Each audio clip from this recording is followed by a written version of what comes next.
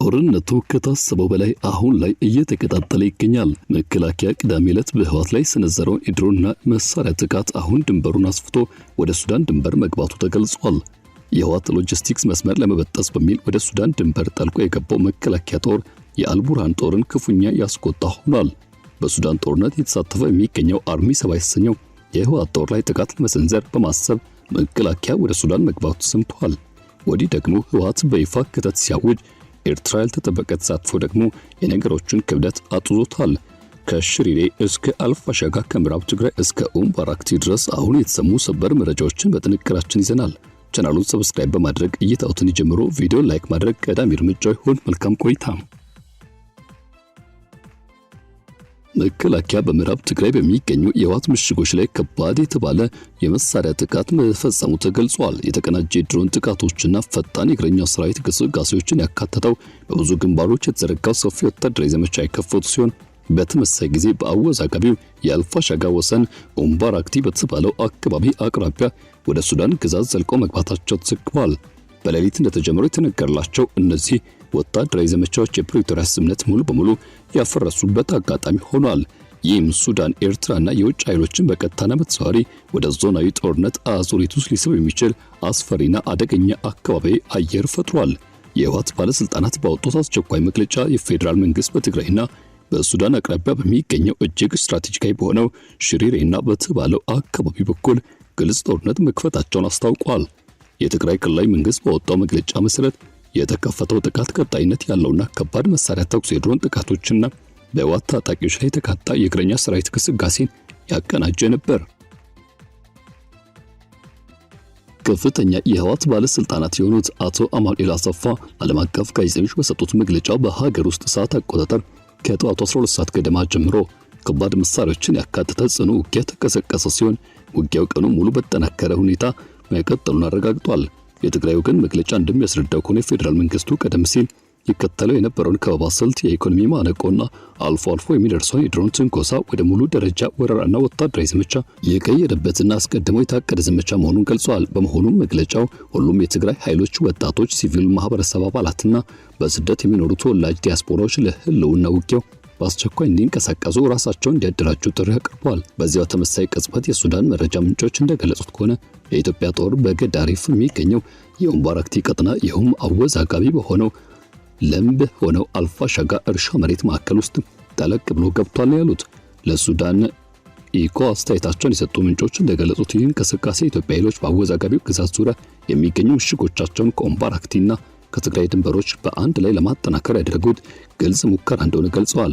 ይህ የጦር ግስጋሴ በዞኑ ታዛቢዎች ዘንድ እንደ ተሰላ ስትራቴጂ የተቆጠረ ሲሆን ዓላማው ሁለተኛው የጦር ግንባር መክፈት፣ የሱዳን ጦር ኃይሎችን አቅም እንዲሁም ሀብት መበታተን፣ ከዚህ ባሻገር በቅርብ የሱዳን ጦር በሰሜን ኮርዶቫን ያገኛቸውን ድሎችና በብሉ ናይል ክፍለ ሀገር እንደ ኮርሙክ ባሉ ቁልፍ ቦታዎች ላይ ያደረገውን መልሶ የማደራጀት ቁጥጥር ማጠናከር አቅም ለማዳከም የተደረገ ነው ተብሏል። ይህ የሱዳን ፈጣን ድጋፍ ኃይል ሚሊሻ የገጠመውን ጫናም ለማቃለል ታስቦ የተደረገ እንደሆነ ተገልጿል።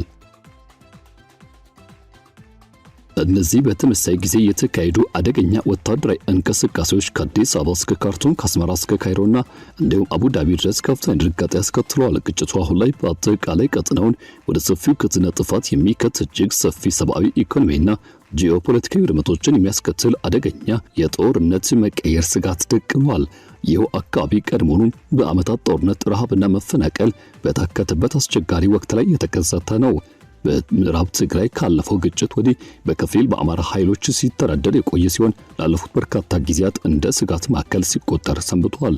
የህወሓት መግለጫ ጠቅላይ ሚኒስትር አብይ አህመድ የሚመሩትን የፌዴራል መንግስት የሚከሱት ይህን አካባቢ እንደ ጦር ማነሳሻም በመጠቀም የቀረውን ትግራይ ወታደራዊ አቅም ለማፍረስና ማዕከላዊ ቁጥጥር እንደገና ለመጫን የሚደረግ ሰፊ ወታደራዊ ዘመቻ አካል አድርገው ይቆጥሩታል። የወጡ ዘገባዎች እንደሚያትቱት ከሆነ ከባድ የጦር መሳሪያና የሜካናይዝድ ክፍሎችን በመጠቀም በህወሓት የጭነትና የመጓጓዣ ተሽከርካሪዎች ላይ የተቀናጁ የድሮን ጥቃቶች ተፈጽመዋል። በሌላ በኩል ደግሞ ከኢትዮጵያ ወገን ከተሰለፉ የመረጃ ምንጮች የሚወጡ እነዚሁ መረጃዎች እንደሚሉት ከሆነ ከሱዳን ግዛት አቅራቢያ ወይም ደግሞ ከሱዳን ግዛት ውስጥ ሆነው ይንቀሳቀሳሉ የተባሉና አርሚ 7 በሚል የሚጠሩት የህወሓት ፍንካች ክፍሎችም ቅድመ ጥቃት መሰንዘራቸው የፌዴራል መንግስቱ ጠንካራ የመልስ ምት ለመስጠት ተገዷል ያሉት። የመጀመሪያው ተኩስ በማን ተከፈተ የሚለው አከራካሪ ቢሆንም የውጊያው ላለፉት ወራት ሰፍኖ የቆየውን ያልተረጋገጠ ጸጥታ ሙሉ በሙሉ አፍርሶታል። በተመሳሳይ ሰዓት የተዘገበው የኢትዮጵያ ጦር ወደ ኡምባራክቲ መግባት ረጅም ጊዜ ተኝተው የቆየውን የአልፋሻጋ ድንበር ውዝግብ ዳግም እንደገና አቀጣጥሎታል። በኢትዮጵያና በሱዳን ድንበር መካከል የሚገኘው ይህ እጅግ በጣም ለም የሆነው የእርሻ መሬት ባለፉት ጊዜያት በሁለቱ ሀገራት ቁጥጥር ስር ሲያልፍም ሲያገድም ቆይቷል። የሱዳን ወታደራዊ ምንጮች እንደገለጹት ከሆነ የኢትዮጵያ ኃይሎች አልቃዲማ በተባለው አካባቢ አቅራቢያ ወደ ሱዳን ቁጥጥር ስር በሚገኙት የዚሁ ግዛት በግምት 2 ኪሎ ሜትር ያህል ዘልቀው የገቡ ሲሆን ተፈናቃዮች የሚገኙበት ካምፕ ላይ የመድፍ ድብደባ ፈጽሟል ያሉት አንድ የሱዳን መረጃ እንደሚጠቅሰው ከሆነ ያው ተፈናቃዮች የሚገኙበት ካምፕም ከዋዜማው ቀን ጀምሮ በኢትዮጵያ ድሮኖች ጥቃት ተፈጽሞበት ነበር የተባለ ሲሆን በዚህም 3 የኢትዮጵያ ዜጎች ሕይወታቸው ማለፉ ተነግሯል። አልፋሻጋ ለሁለቱ ሀገራት የግብርና ምርትና የምግብ ዋስትና እጅግ ወሳኝ የሆኑ በሺዎች የሚቆጠሩ ሄክታር ለም መሬትን ያዘ ነው። የዚህ አካባቢ ቁጥጥር በታሪክ ደረጃ መደበኛ ሰራዊትና እንዲሁም አማራ ሚሊሻዎችን ጨምሮ የአካባቢው አባወራ ገበሬዎችን ያካተተ በመሆኑ ምክንያት በመንግስታዊና መንግስታዊ ባልሆኑ አካላት መካከል ያለው አደገኛ ስብስብ ፈጥሯል የተባለው የሱዳን መገናኛ ብዙሃን ዘገባዎች የኡምባራክቱን ግስጋሴ ኢትዮጵያ ለሱዳን ጦር ድጋፍ ኃይል የምታደርገው ሰፊ ድጋፍ አካል አድርገው ያቀርቡታል። የካቲት ላይ የወጣ የሮይተርስ ምርመራ ሪፖርት እንደገለጸው ከሆነ በኢትዮጵያ ውስጥ በሚስጥር የተቋቋመው የስልጠና ካምፕ መኖሩና ይህም በሺዎች የሚቆጠሩ የአርኤስኤፍ ተዋጊዎችን ለማዘጋጀት የሚያገለግል ከድሮን እንቅስቃሴዎችና ከሱዳን ድንበር አቅራቢያ ካሉ ወታደራዊ አቅርቦት መስመሮች ጋር የተያያዙ ሂደቶችን ማመቻቸት ላይ ማድረጉን ይፋ አድርገው ነበር። በወርሃ ግንቦት የሱዳን ጦር ቃል አቀባይ ብርጋዴር ጀነራል አሲም አዋድ አብደል ወሃብ ይህ መግለጫ መስጠትም በሱዳን ኢላማዎች ላይ ጥቃት ለማድረስ የዋሉት ድሮኖች የተነሱት ከኢትዮጵያ ባህር ዳር አውሮፕላን ማረፊያ ለመሆኑ የሱዳን ጦር ኃይል ኤስኤኤፍ በቂ ማስረጃ እንዳለው ገልጸው ነበር። የኢትዮጵያ ግዛት ለጥቃት መዋል ቀጥተኛ ጥቃት እርምጃ እንደሆነ ገልጸዋል። የቅርብ ጊዜ እንቅስቃሴዎች በሱዳን ምንጮች ዘንድ የሚታዩት የሱዳን ጦር በሰሜን ኮርዶፋን በአርኤስኤፍ ላይ ላስመዘገበው ድል በተባበሩት አረብ ኤሚሬቶች አበረታችነት የተደረገው ምላሽ እንደሆነና ዓላማው ምስራቃዊ ግንባር በመክፈት የሱዳን ጦርን ትኩረት ማስወጣት ከዚህ ባሻገር አርኤስኤፍ አቅሙን እንደገና እንዲያደራጅ የእፎይታ ጊዜ መስጠት እንደሆነ ተገልጿል። በዚህ ዓመት የታዩት አልፎ አልፎ የሚከሰቱ ግጭቶች ለምሳሌ በጥር ወር በጸለምት ወረዳ የተከሰተው ውጊያ የስምምነቱን መዋቅር የተሸረሸረ መምጣቱን በግልጽ ያሳየ ነበር። በሁለቱ ወገኖች በኩል የተካሄደው የኃይል ግንባታ በህወሓት በኤርትራና በሱዳን ውስጥ ካሉት እነዚህ አካላት መካከል ድብቅ ትስስር አለ የሚሉ ክሶች ከዚህ ባሻገር በአዲስ አበባና በመቀሌ መካከል የሚሰነዘሩ የእንካ ሰላንታ ንግግሮች ሁኔታውን አቀጣጥለውታል።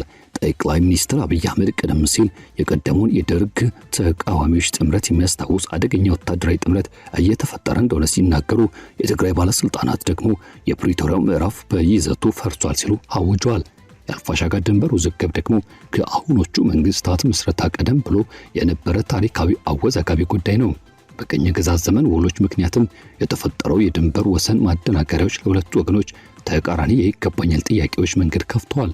በትግራይ ጦርነት ወቅትም የሱዳን ጦር ኃይሎች የደህንነት ስጋትና የታሪክ መብትን ምክንያት በማድረግ ወደ ትልቅ የአካባቢ ክፍል ዘልቀው ገብተው ነበር። በሌላ በኩል ደግሞ የኢትዮጵያ ገበሬዎችና የአማራ ሚሊሻዎች የመሬት ይዞታቸው ለመጠበቅ ወይም አስመላሾች ለመሆን ጥረት ሲያደርጉ ቆይተዋል። የዚህ ውጤት ደግሞ የእርሻ መሬቶቹ በሁሉም ወቅት ሁልጊዜም የኃይል ግጭት መቀስቀሻ የሚሆኑበት ወታደራዊ የሆነ የግብርና ቀጠና መፈጠሩ ነው። የዚህ ግዛታዊ ውዝግብ ከሱዳን የውስጥ እርስ በርስ ጦርነት ጋር መደራረቡ የሁለትዮሽ ድንበር ውዝግብ የነበረውን ጉዳይ ወደ ክልላዊ ውክልና ጦርነት መድረክ ቀይሮታል።